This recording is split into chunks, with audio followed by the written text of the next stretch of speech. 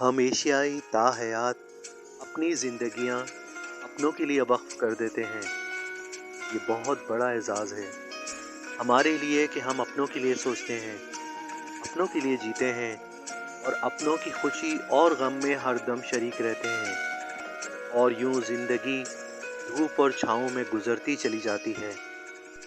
मेरा एक नज़रिया है जो आज मैं आपसे शेयर करना चाहता हूँ।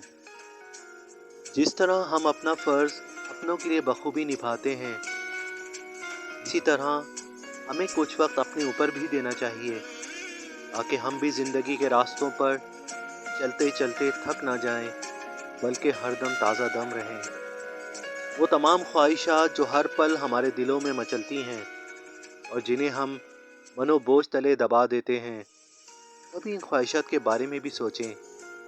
यहाँ मेरी मुराद उन ख्वाहिशात से क़तन नहीं जो ज़र ज़न और ज़मीन से मुतालिक हों, बल्कि वो प्यारी प्यारी नन्ही मुन्नी ख्वाहिशात जो हमारे अंदर छुपी बैठी रहती हैं और जिन्हें हम दबा कर रखते हैं।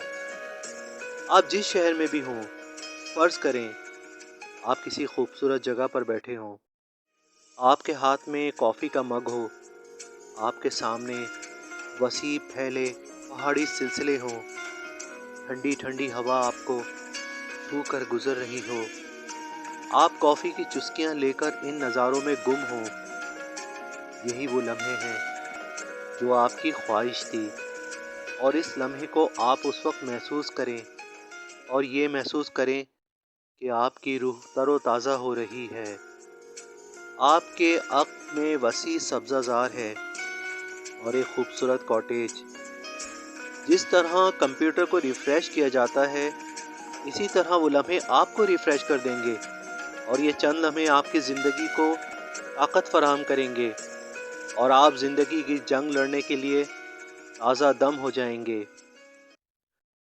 कभी ऑफिस से वापसी पर इस जगह रुक जाएं जहां कभी फारिग औकात में किसी वक्त आप रुका करते थे। मसलन आपकी पसंदीदा चना चाट किसी भी ठेले पर, वहां जाएं और अपनी मनपसंद प्लेट बनवाएं और उसे खाएं। आपको बहुत अच्छा लगेगा। अपने पुराने मुखलिस दोस्तों के पास चले जाएं जिनसे मिले काफ़ी अरसा गुजर चुका हो, उनके साथ कुछ वक्त गुजारें। आप माजी में पहुंच जाएंगे।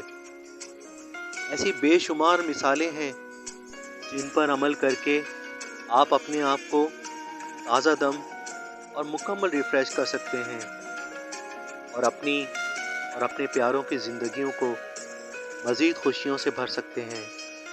उम्मीद है आज की वीडियो आपको पसंद आई होगी। मिलते हैं अगली वीडियो में, तब तक के लिए अल्लाह हाफ़िज़।